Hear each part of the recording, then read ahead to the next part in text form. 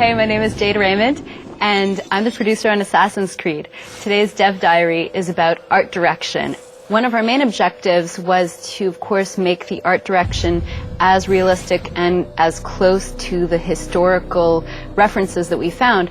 But the difficulty about, having a subject where guys walk around in armor and look like knights and stuff like that is that it tends to be associated with fantasy. And one of the important things to us was making sure that the game and the feeling and the location was really relevant to people. So we played with taking these historical cities, like the ones that I was describing in the story, Jerusalem, Damascus, and Acre, and all of the countryside and the kingdom, and thought, how can we give this a treatment that feels cool and feels like something that we'd be interested in watching for 40 hours as we play.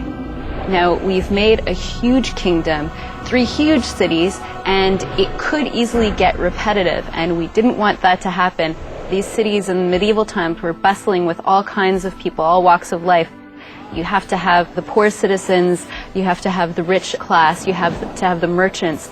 These cities are being controlled mostly by the military, and basically this amounts to a whole lot of characters to create. But we have over 300 different characters to create, and that's just the completely unique versions. On top of that, we wanted to make sure that when you're going through these cities, you don't see the same person a bunch of times. So a big focus for the team was the crowd, and basically we had to put a lot of energy not only into the gameplay, but how they look. And that means that the art director and the whole art team had to put a lot of time into thinking how we would make this crowd interesting.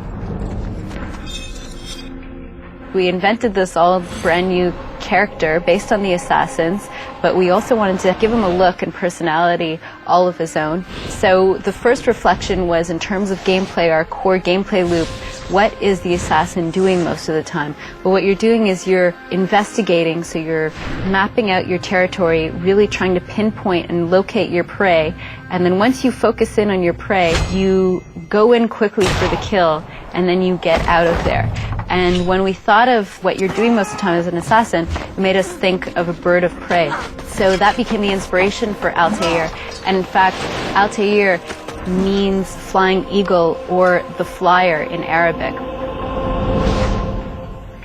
If you notice, he's wearing a hood which has a little point in the front, and he has a robe that kind of splits out on the sides, and when he's in movement the sides flip up, and if you were to look at a shadow cast from the side of him, you'd get the angle of the point of the hood and then the sides of the skirt flapping up, and you'd get the shadow of an eagle.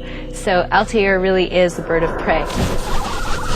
That about sums up art direction. Hopefully you still have more questions that I haven't answered, and there are going to be more developer diaries where we go into detail on all kinds of other subjects.